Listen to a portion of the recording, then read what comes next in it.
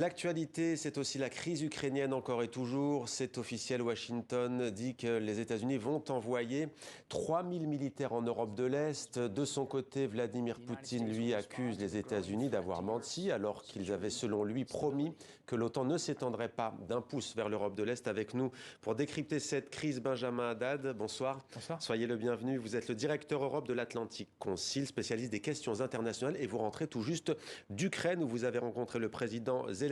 Avant de vous donner la parole, on écoute Vladimir Poutine. Imaginons que l'Ukraine soit membre de l'OTAN, bourrée d'armes avec des systèmes de frappe modernes au même titre qu'en Pologne et en Roumanie. Et elle démarre des opérations en Crimée. Je ne parle même pas du Donbass. C'est un territoire russe souverain. Benjamin Haddad, que vous inspirent les propos de Vladimir Poutine? Alors là, on a eu vraiment un exemple parfait de propagande sur toute la ligne. Puisque, déjà, rappelons-le, aujourd'hui, il n'y a pas de processus de négociation entre l'OTAN et l'Ukraine. Cette question a été réglée en 2008, la France et l'Allemagne avaient fait veto, et depuis on n'a pas rouvert de négociations. En réalité, le problème de Vladimir Poutine, c'est qu'il voit la population ukrainienne se rapprocher de l'Union européenne, vouloir se tourner aussi vers la démocratie, et donc tourner le dos à la Russie. En 2014, cette crise a commencé parce que les Ukrainiens voulaient négocier un accord d'association avec l'Union européenne. Et depuis, après l'annexion de la Crimée et la crise dans le Donbass, on voit la population ukrainienne aujourd'hui, en fait, est de plus en plus pro-occidentale. C'est ça la menace pour Vladimir Poutine. Dans l'Est, justement, Benjamin Haddad. Mais même dans l'Est, en fait. Si aujourd'hui, Vladimir Poutine est en train d'envisager un changement de stratégie, une invasion, c'est parce que sa stratégie hybride, dans l'Est notamment, où il avait soutenu les rebelles, on le sait, séparatistes, dans le Donbass, est en train d'échouer. Donc, en fait, c'est un constat d'échec pour Vladimir Poutine, et il est en train de sortir les vieilles lunes de la propagande russe depuis des décennies, l'OTAN, les armes occidentales en Ukraine, mais c'est pas du tout ça dont on parle aujourd'hui. Mais ce qu'on aimerait comprendre, Benjamin Haddad, d'ailleurs, celles et ceux qui veulent défendre la Russie, Vladimir Poutine le disent, imaginons que diraient les États-Unis s'il y avait des missiles à Cuba, il y a déjà une crise historique, ou au Venezuela, aux portes donc des États-Unis. Ça plairait pas aux Américains?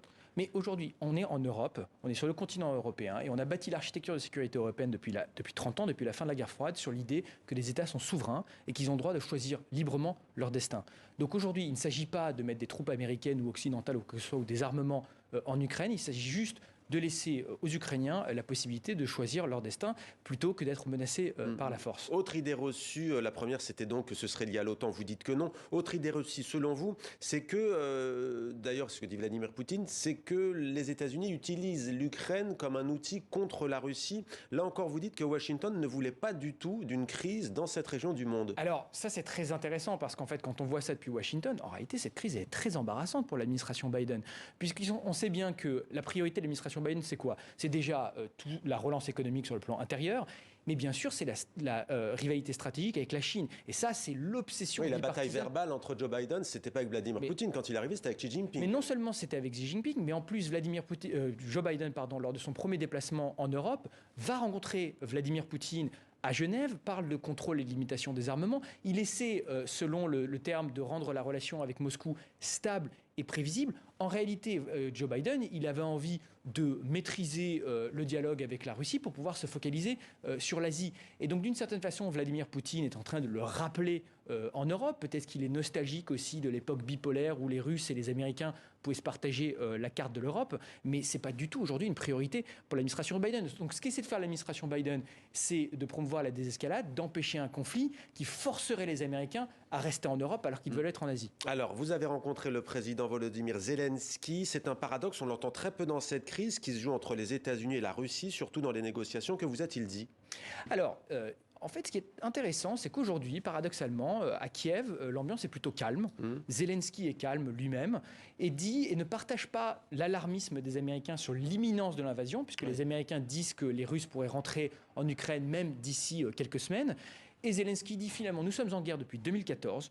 On connaît la menace, c'est un jeu psychologique de Poutine qui veut nous mettre sous pression pour nous forcer à faire des concessions ou à nous diviser. Donc il met 100 000 soldats à la frontière, il attend de voir comment on réagit. Ne paniquons pas, gardons nos calmes. Zelensky appelle les Européens et les Américains à le soutenir, à livrer des armes, à le soutenir aussi sur le plan économique. Mais en réalité, il n'est pas dans la surenchère aujourd'hui dans cette crise. Il a même regretté le départ des diplomates à la demande de la Grande-Bretagne, notamment des États-Unis. Très dur là-dessus, effectivement, il l'a beaucoup regretté. Il a beaucoup regretté et critiqué. En 30 secondes, peut-être un mot, vous y croyez, oui ou non, à l'invasion, comme on entend dire depuis des semaines, voire des mois, du territoire ukrainien par la Russie? Aujourd'hui, quand on voit la présence des troupes russes et quand on voit les menaces verbales de la Russie, il faut le prendre très au sérieux. Mais après, on peut jouer un rôle. On peut jouer un rôle dans la dissuasion et dans la diplomatie. Il faut dissuader en signalant ce qu'on fera, sanctions, présence militaire en Europe de l'Est, mais il faut continuer la voie diplomatique pour pouvoir la désescalade. Merci beaucoup Benjamin Haddad d'avoir répondu à nos questions donc, sur cette crise ukrainienne.